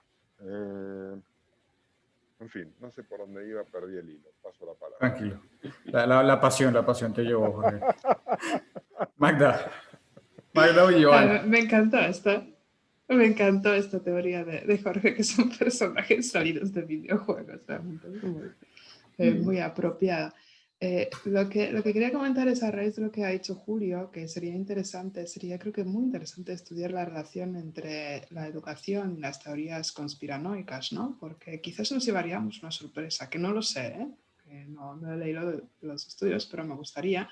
Pero digo que quizás nos llevaríamos una sorpresa a raíz un poco de otro libro que leímos de Julian Baggini, La breve historia de la verdad, donde él hablaba de Trump también, porque es un libro reciente, y hablaba de que Trump utiliza teorías, utiliza verdad creativa, ¿no? Que es una cosa que cree él y que quiere que crean él. Se los crea y los cree, y quiere que los crean otros. Y los otros se los creen, y no importa aquí la verificación, ni empírica, ni científica, ni de ningún tipo. Es una realidad paralela que él vende y multitud la compra. Pero yo creo que en esta multitud pues hay perfiles muy diversos, y esto es lo curioso, ¿no? Que hay perfiles de gente pues muy culta y muy educada y muy formada. Y eso, si os paráis a ver un poco en vuestros círculos, o sea, algún paranoico o algún conspiranoico a raíz del COVID siempre brotará en algún sitio menos esperado. O sea, está lleno. Alguno o más. Y ahí nos preguntamos, ¿por qué el fulano de tal, que es una persona culta con 2 másters y que ha sido compañero de toda la vida de discusiones muy racionales y es una persona pragmática y tal, ¿por qué empieza ahora con una obsesión de que él ha sido, o sea, cualquier teoría conspiranoica de turno? Pues tienen adeptos las teorías conspiranoicas, y sería súper interesante investigar el por qué y qué relación guarda realmente con la educación, ¿no? Que a lo mejor no es tan directa, seguramente a mayor educación, menos teorías conspiranoicas, probablemente, pero se nutren también de esos perfiles educados, estas teorías. Eso es un tema muy interesante. Y otra cosa, antes de darle la palabra a Joan, es que creo que las teorías conspiranoicas, aquí hablando un poco al aire, tengo un amigo que le gustan mucho, y lo que tienen es que están asociadas como a un coeficiente intelectual alto. Es decir, porque la gente investiga nuevas teorías, cosas diferentes, es gente como muy creativa y creo que un poco egocéntricas. Entonces, por eso tienen adeptos como tan fuertes, más que gente como nosotros de democracia, que va saltando. Yo, por ejemplo, salto de un ideal a otro según me convenga. Pero bueno, Joan, adelante. Y 2 cosas. Primera, la formación no es sinónimo de espíritu crítico. Mira, hay gente muy inteligente a la que Es puede verdad. manipular de forma muy simple. Precisamente a veces un poco lo que decías tú, Leonardo, porque ese conocimiento embota algún tema crítico. Y luego, Jorge, de lo que ocurrió el día 6, y voy a hacer un paralelismo que seguro que genera algún debate, pero los que entraron ahí dentro eran, como tú dices, eran unos personajes de chiste. Lo realmente interesante es que llegaron, les dejaron llegar. Es decir, hay un aparato que estaba haciendo ese golpe de Estado en un Estado democrático en el siglo XXI. Y luego ese aparato utiliza y ya llegamos a un extremo increíble, ¿no? A alguien de chiste. Aquí vivimos algo muy parecido. Quien entró y pegó 4 tiros en el Congreso era un personaje de chiste. Ya. Famoso Cajero era un personaje de chiste que luego no sabemos lo que había detrás, ¿no? Pero al final ese personaje de chiste llegó hasta allí. Jamás un personaje con esas características hubiera tenido ninguna influencia. Lo que ocurre es que Trump lo ha llevado al extremo. Jorge, adelante. No, a ver, este es un tema que me tiene loco. Estoy leyendo todo lo habido y por haber. Al punto que estaba mirando un blog de un personaje que odio, pero de vez en cuando lo miro para ver cuál es la posición del pensamiento más ultraconservador español, que es este César Vidal, que ahora vive en Estados Unidos, que es un periodista que estaba siempre codo con el otro de Es Radio, ahora no me acuerdo, Jiménez Los Santos, son la ultraderecha mediática española. Bueno, pues la teoría de César Vidal es que esto los dejó pasar una especie de entente manejada por el Partido Demócrata, porque esta era gente que simplemente iba para exigir justicia en los resultados electorales.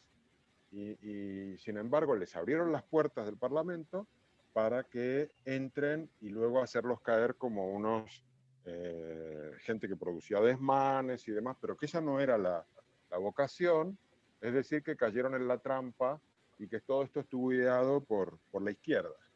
Digamos, es una cosa, entonces quiero decir que lo que tú estás diciendo, Joan, no es, ya existe una contravisión y vivimos en este mundo de la fake news. Es decir, al final, vuelvo a lo que tú decías, Magda, es verdad. Es decir, Trump, en el fondo, su criterio, y siguiendo a Bannon, que es el gran ideólogo, y siguiendo a Goebbels, porque al fin y al cabo vuelven a la misma fuente, es vamos a repetir una mentira 1001 vez, y al final logras convencer, porque es un tipo que tiene fuerza, le pone mucha pasión, y tiene 75 millones de personas atrás. Es increíble. Y de esos 75 hay un 45% que está de acuerdo con la toma del Capitolio. Es alucinante. Es decir, que quiere decir que hay 37 millones de norteamericanos que lo ven bien.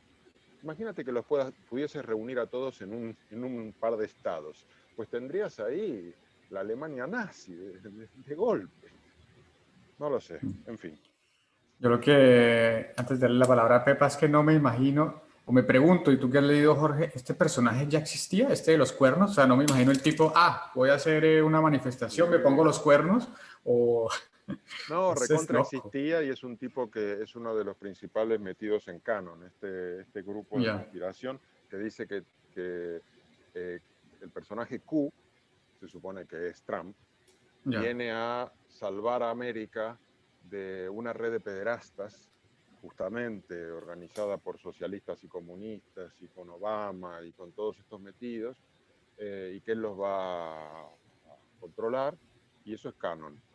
Pero tú te pones a buscar y resulta que ves, hay muchísima gente de canon por todos lados y camisetas y claro, hay toda una parafernalia, hay toda una especie de mística y es todo como un show. pero es un show mediático, muy de redes, ¿no? Porque todos están todo el tiempo publicando cosas en las redes. Y este tipo, el Q Shaman, que es el de los cuernos, iba a todos los actos habidos y por haber, cruzándose todo Estados Unidos. Yo también quisiera saber quién paga eso. Bueno, quizás el partido, ¿no? No sé quién lo paga.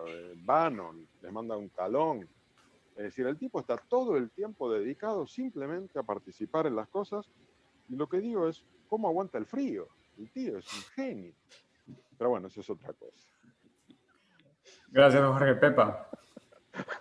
Muy brevemente, el hecho del asalto al Congreso en Washington entra dentro de las manifestaciones de los movimientos populistas, que en este caso en Estados Unidos se ve que están exacerbadas, que es el rechazo a las instituciones.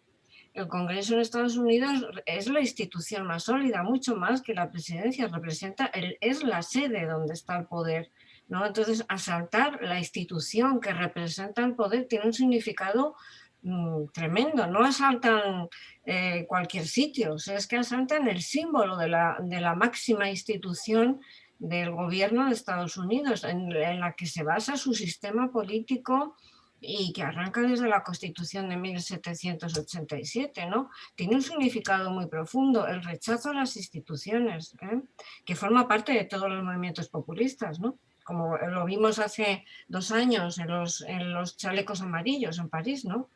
Les daba igual. Gracias, Pepa. Si les parece bien, continuamos.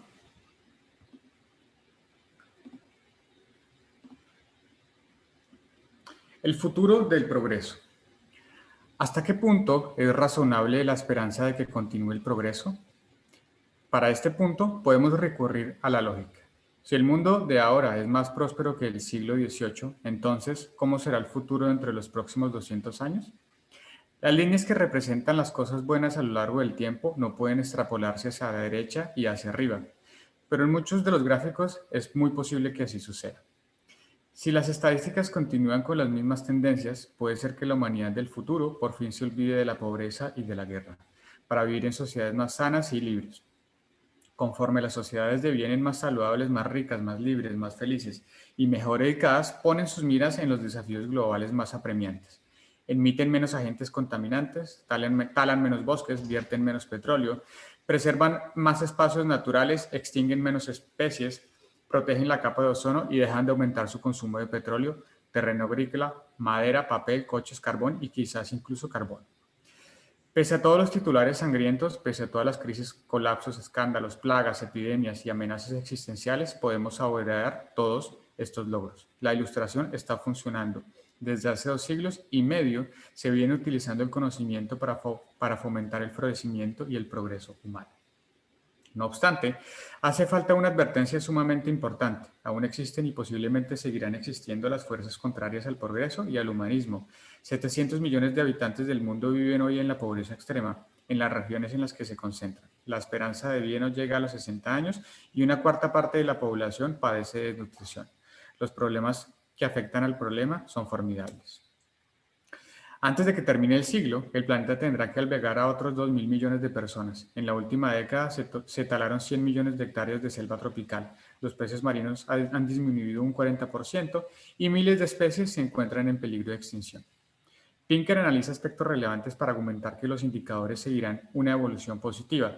Aquí algunos ejemplos diferentes versus lo visto anteriormente. Ámbito médico, un laboratorio con un chip podría realizar una biopsia líquida y detectar cientos de enfermedades con una gota de sangre o de saliva. Segunda era de las máquinas. Una de ellas es la democratización de las plataformas de invención, como las interfaces de programas de aplicación y las impresoras 3D. Muchos de los nuevos bienes y servicios son costosos de diseñar, pero cuando funcionan pueden copiarse con un coste muy bajo o nulo. El PIB. El bienestar humano se ha separado del PIB de una segunda manera. A medida que las sociedades actuales se vuelven más humanas, dedican una proporción mayor de su riqueza a formas de perfeccionamiento humano que no tienen un precio en el mercado. De esta misma manera, Pinker continúa haciendo un recorrido argumentativo a favor del progreso sobre la vida y la salud, la riqueza, la desigualdad, el medio ambiente, la seguridad, la paz, la democracia y la igualdad de derechos. Y viene la pregunta número 25. ¿Este libro ha hecho que usted se plantee la perspectiva que tenía sobre el progreso? ¿Analiza las noticias de los medios de comunicación de una manera diferente? Vale. ¿Quién quiere participar?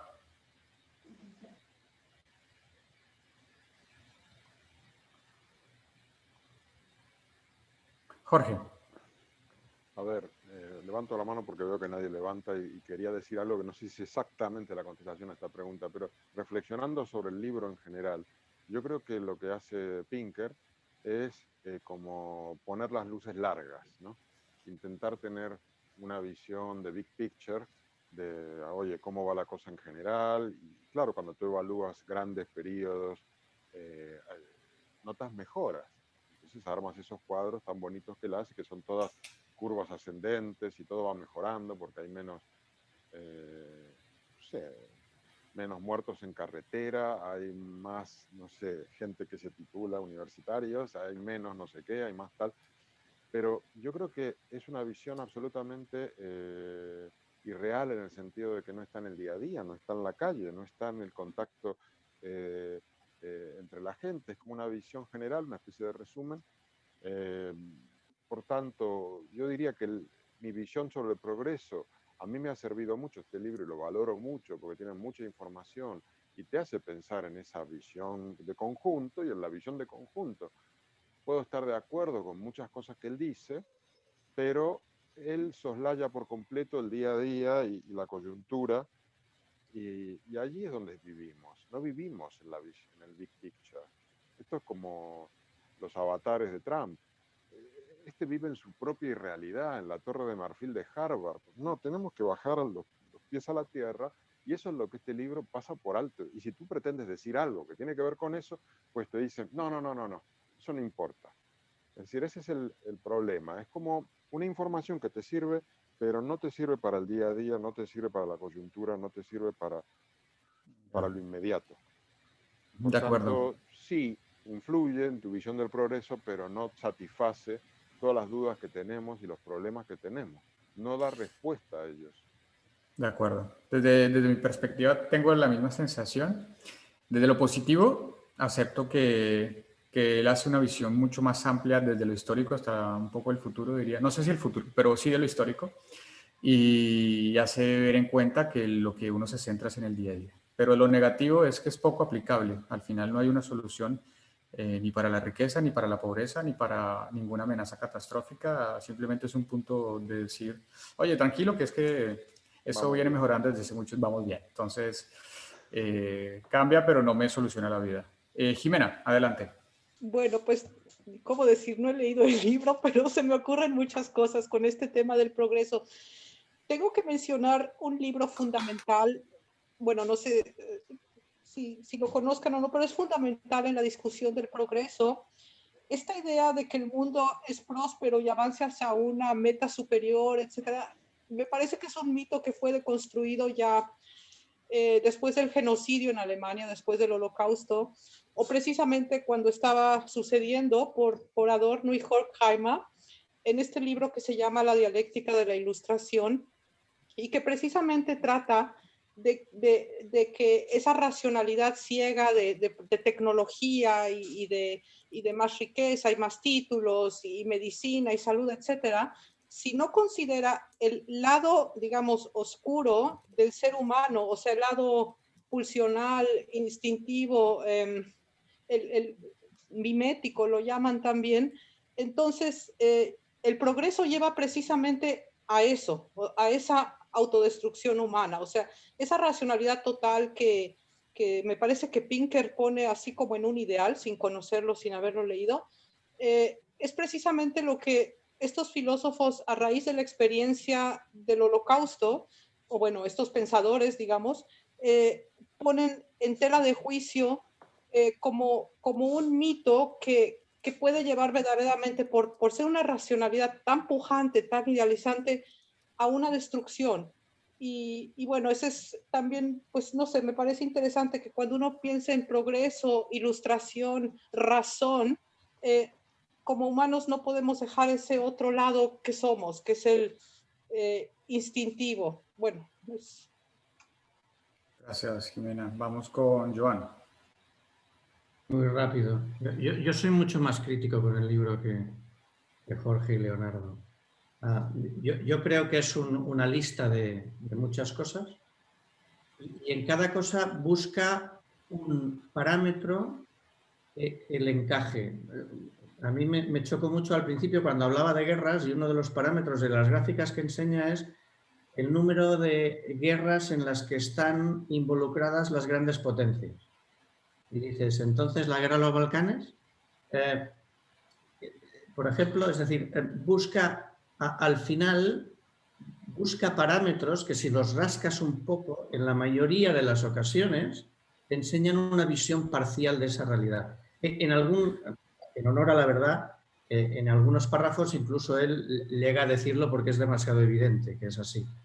Pero yo creo que metodológicamente creo que es, dejarme decirlo, muy flojo. Ya, sí, me hace pensar en la falacia del francotirador que les compartí en el WhatsApp esta semana y él dice que esto tiene que ser positivo y alrededor de eso busca todos los argumentos que sustenten su punto. Muy bien, Joan, gracias. Magda, adelante. Jesús también había pedido. Ah, perdón, Sí, Jesús luego, y Magda. sí. ¿Ah, no? Adelante, Magda, adelante y enseguida hablo yo. Vale, es rápido, simplemente respondiendo a Jimena, Pinker sí que habla de Holocausto mencionando y hace lo mismo que con otros autores que intentan a enseñar el lado, digamos, oscuro del progreso, digamos así, para simplificar. En este caso habla de Zygmunt Bauman, ¿no? Y hace exactamente lo mismo, es decir, lo intenta ridiculizar, diciendo que ¿cómo se puede llegar a pensar que la tecnocracia o la máxima racionalización del progreso humano ha llevado al holocausto? No, es un error de concepto. Eso lo refuta de esta manera. Y yo estoy muy de acuerdo, aprovecho para decirlo con John. Es decir, este libro en principio me empezó a fascinar muy al principio porque tenía una cantidad abrumante de datos muy actualizados. Efectivamente, este gran panorama pues era apreciable, pero luego empecé a encontrar esos pequeños efectos que iban creciendo. O sea, primero, efectivamente, también me he fijado que había la guerra de los Balcanes. Y luego, cosas pequeñas. Dices, bueno, pues si él seguramente que tiene conocimiento de esto, presenta un gráfico, ha de decir, esto es todo un progreso a expensas de, ¿no? Y aportar estos datos, esos datos que también están ahí, que no se puede saltar, ¿no? Y luego, pues yo creo que la actitud al final lo tumba, ¿no? Como autoridad. O sea, es esta absoluta falta de humildad, no solo frente a los adversarios, pero también frente a los datos mismos, pues al final yo creo que tumba la grandeza de su intelecto, que la tiene, pero la tumba con la moral. Magda, perdón, ¿cómo se llama ese libro de Zygmunt Bauman? Que también es una dialéctica de ese... Sí, no me acuerdo ahora. Es algo de modernidad postmoderna, algo así, tiene un título. Pero lo miro y te lo es también precisamente la idea del progreso. Pero es la misma idea, sí. Ok, interesante. Bien, gracias, Magda. Gracias, Jimena. Jesús. Gracias, Leonardo. Yo creo que Pinker no es el único que es crítico con los medios de comunicación. Y me parece que atendiendo a la pregunta que nos haces, Leonardo, me parece que es una obligación de todos ser críticos con los medios, independientemente de haber leído o no a Pinker, ¿no? Y creo que los medios se han ganado en buena medida esa circunstancia de que debamos acercarnos a ellos con cierta distancia, en función pues de que sabemos que no siempre son objetivos, no siempre se apegan a la verdad, no siempre comunican lo que la sociedad está sintiendo o cómo percibe la sociedad lo que está ocurriendo en el espacio de lo público. Definitivamente los medios no son hoy lo que eran en la Ilustración. Y creo que es importante tomar en cuenta que el liberalismo, que es algo que defiende mucho Pinker en lo económico, ha producido un cierto tipo de medios de comunicación que son afines de alguna manera a una sociedad de consumo. Para quienes creemos en la democracia y para quienes defendemos la importancia que tiene lo público. Los medios no solamente son vehículos de transmisión unidireccionales de ideas, son también espacios donde lo público se hace evidente y donde lo público puede adquirir un sentido, ¿no? Entonces, esa idea yo creo que la tenían muy clara los griegos, que fueron los que inventaron el teatro. Para mí, el primer medio de comunicación colectivo y el medio por excelencia. Solo que es muy claro que de la época de los griegos a la fecha, pues es sumamente distinto el abordaje de esta problemática que implican los medios, porque los griegos se preocuparon por establecer un espacio dentro de su espacio público, dentro de su plaza pública, para que existiera este para generar, para propiciar un diálogo comunitario, un diálogo grupal. En el caso de los medios actuales, pues hoy hay quien pone el medio, a veces es electrónico, a veces es impreso, y en ese sentido se asume como el dueño del balón, ¿no?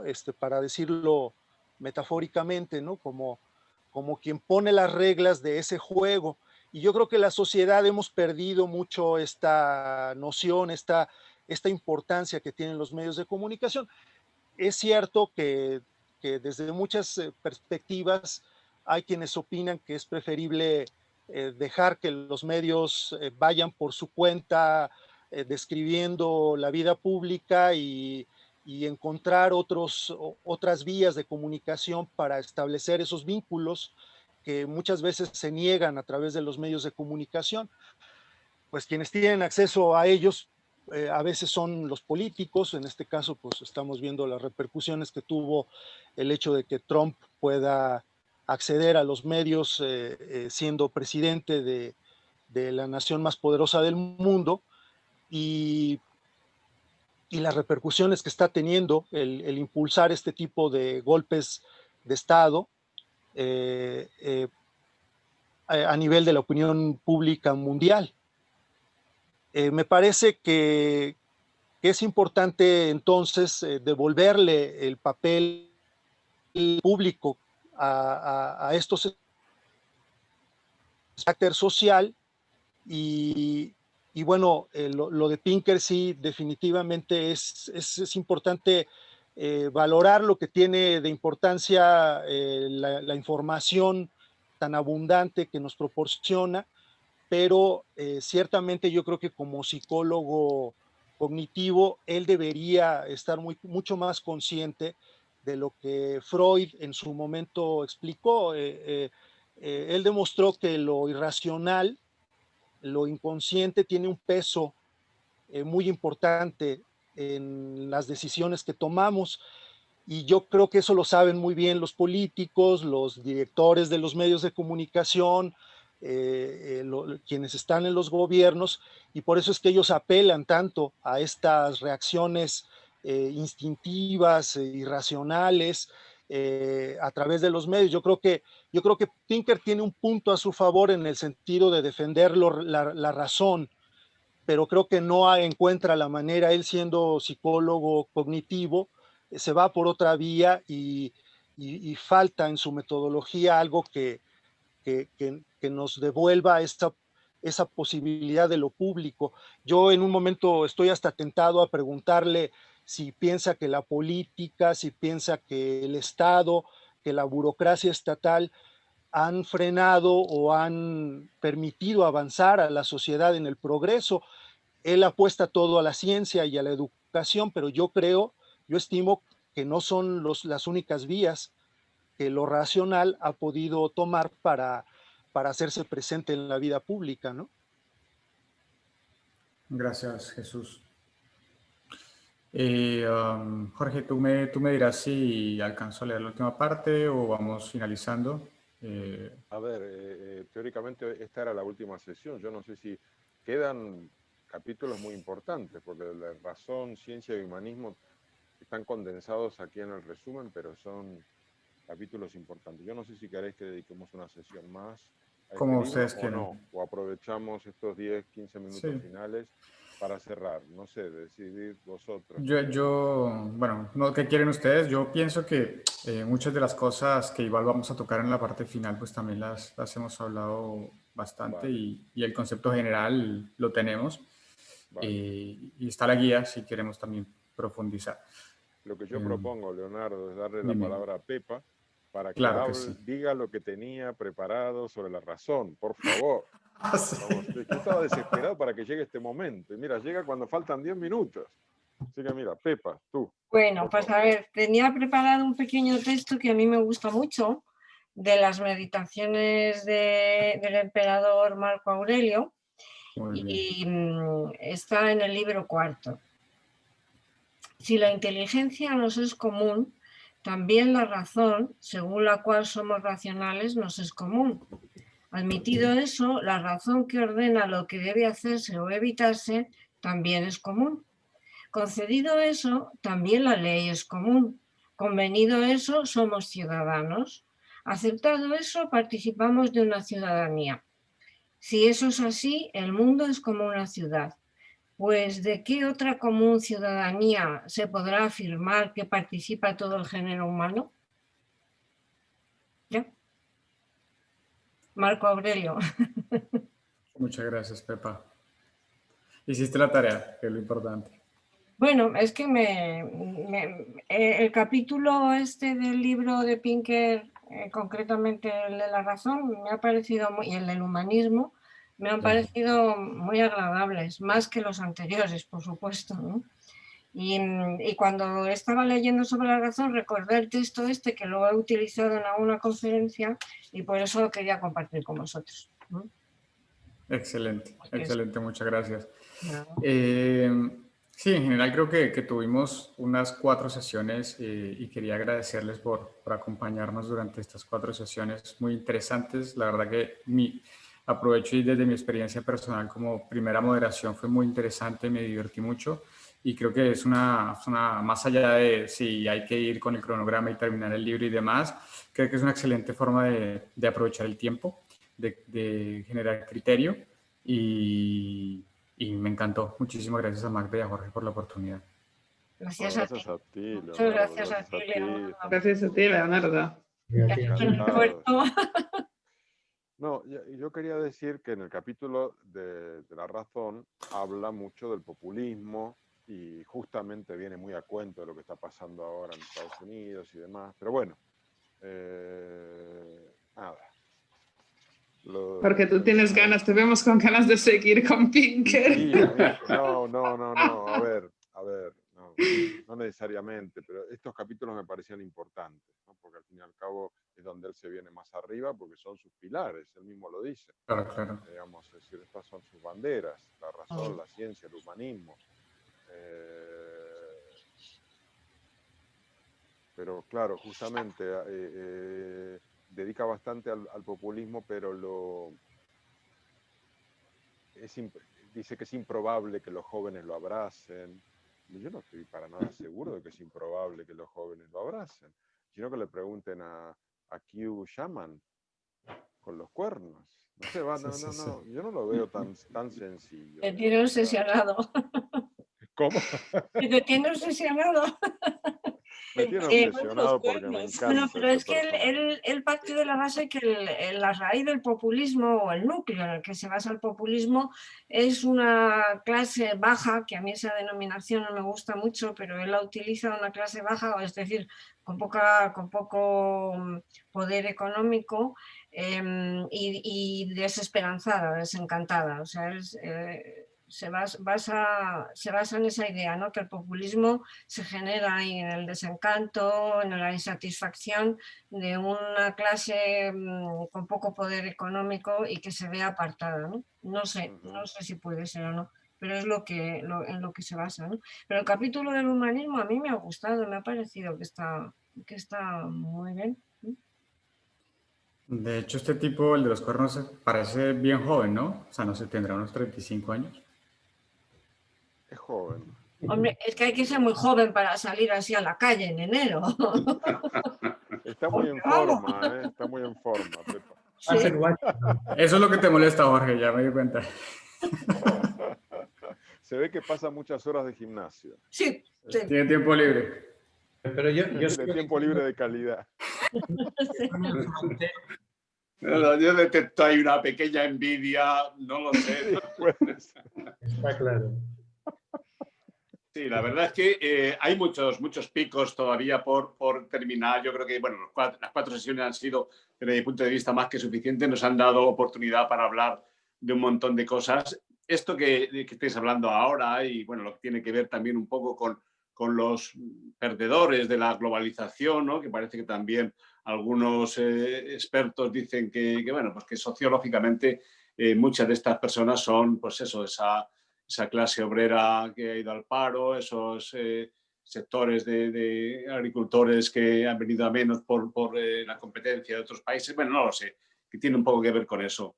Pero bueno, pues está ahí. Hay otro capítulo que también, pues, también merece un repaso atrás, ¿no? Que es la democracia y en fin, la concepción que él tiene muy numérica de que en el mundo pues, hay no sé cuántos cientos de países democráticos. Y bueno, pues todo eso también habría que afinarlo un poco más. Bueno, no lo sé, pero yo creo que hemos tenido oportunidad de hablar mucho y yo creo que Leonardo ha estado con un nivel muy alto, la verdad. Muy bien. Pues muy Gracias, rápido Julio. decir que yo no sabía cómo era esto para nada. Yo pensé que iba a escuchar una presentación de un libro y no una mesa así de... me sorprendió un poco, no estaba nada preparada, no quería interrumpir en un grupo que todos han leído y yo entro de ladito con mi cuchara.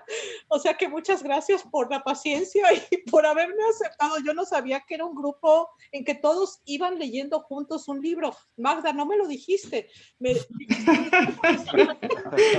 Leed atentamente mis mensajes, Jimena. ¿Cómo?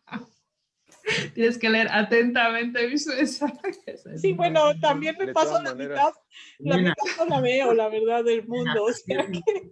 Pero la sorpresa ha sido positiva o negativa. Ah, no, me encanta, o sea, bueno, yo encantada de echar rollo, o sea, soy... Es muchísimo más divertido. Escucharlos y me encanta, bueno, me parece que es precisamente un ejercicio de pensamiento y también muy, digamos, de comunidad. Pepa, me encantó el fragmento que leíste de Marco Aurelio, de lo común.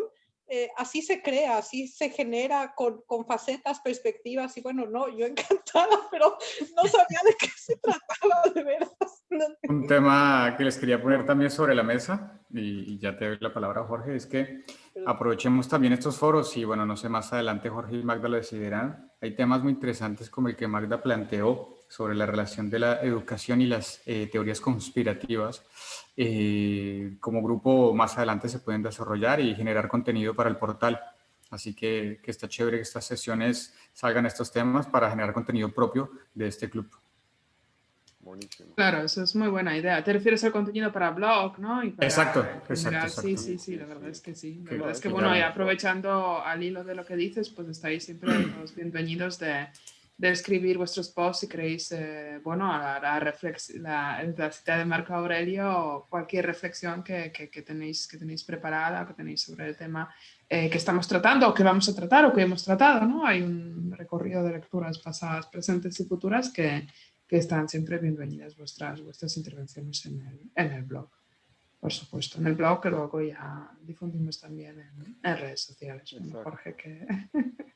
No, yo quería decir, a colación de lo que decías, Jimena, que bueno, encantado de que te hayas sumado y no nos molesta en absoluto que no hayas leído el libro, porque nuestro sistema, entre comillas, admite que llegue gente que no haya leído y que pueda participar, porque por eso hacemos estos resúmenes y también leemos, los recordamos un poquito en las sesiones para generar el contexto, digamos, y que incluso aquel que no haya leído el libro pueda participar del debate y quizás se le despierte el gusanillo de leer el libro.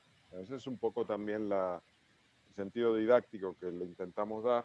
A veces tenemos discusiones con Magda de hasta dónde profundizar en los resúmenes y hacerlo muy muy exhaustivo y que sea muy largo, o si no es mejor reducirlos y dar más lugar al debate. Yo creo que hay que encontrar un punto medio para que los debates estén centrados, pero se permite, justamente, como tú has podido hacer hoy, engancharte aunque no hayas leído el libro. O sea, es un poco la idea, ¿no?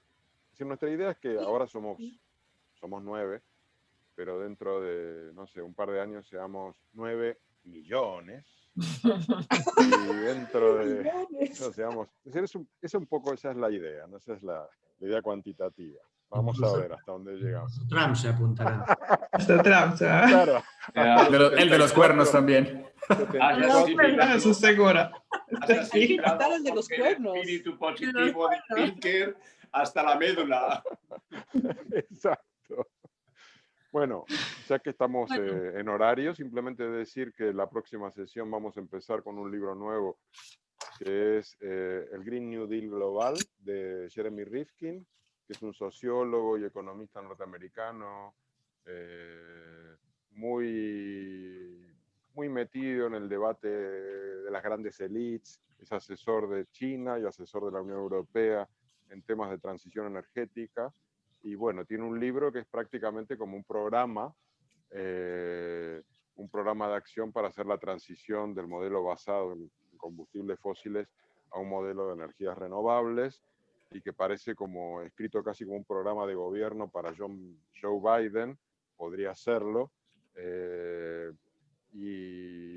La intención es tomar el libro como una suerte de índice que nos permite hablar de dónde estamos en esta lucha contra el cambio climático y evaluarlo desde diferentes puntos de vista, no exclusivamente desde el punto de vista de Jeremy Rifkin, porque digamos es una línea muy determinada y quizás podemos o no estar de acuerdo. Pues yo creo que es un libro interesante. También aquí discutimos de esto con Magda, pero para eso van a estar los debates. Y en principio le vamos a dedicar 3 sesiones. Yo había pensado en 4, pero con 3 me parece suficiente, con lo cual el próximo sábado abarcaremos los 2 primeros capítulos. La guía ya está hecha, completa, y está en la red, con lo cual lo podéis leer allí. Y luego el siguiente sábado es la sesión de una novela que va a moderar Blanca, que es Conjunto Vacío, de esta escritora mexicana, Verónica Gerber Vicechi, que es un libro que nos ha encantado realmente a Magda y a mí, y que recomendamos vivamente que intentéis conseguir y leer, porque es corto, pero tiene mucha profundidad. Es un libro que combina, digamos, literatura con dibujo, porque es un artista visual también. Entonces, muchas cosas las comunica a través de los dibujos, y esa combinación parece buenísima, ¿no? Hemos contactado con la autora a través justamente de Instagram y las redes. Y nos ha dicho que les resulta muy interesante que le mandemos un email, que ella ahora estaba de vacaciones hasta el día 11, así que le vamos a mandar un email para proponerle participar. Si ella dice que sí, la idea que tenemos es hacer una sesión, primero la que tenemos prevista entre nosotros, y luego hacer otra con ella, ¿no? Entonces vamos a ver lo que dice, pero si lo conseguimos sería genial. Sí, será también, bueno, es lo que ha hecho Jorge. En este caso, leer el libro es fundamental, ¿no? Porque aunque más que resumen, guía de lectura de Blanca es sensacional, la verdad es que refleja muchísimos aspectos y saca cosas súper interesantes para debatir, pero se pierde la parte esta gráfica, el diálogo entre imagen y el texto. Hay muchos espacios vacíos juntamente en el libro. O sea, en este caso, realmente palpar el libro es fundamental. Y bueno, será un descanso después de tantos autores norteamericanos de elite.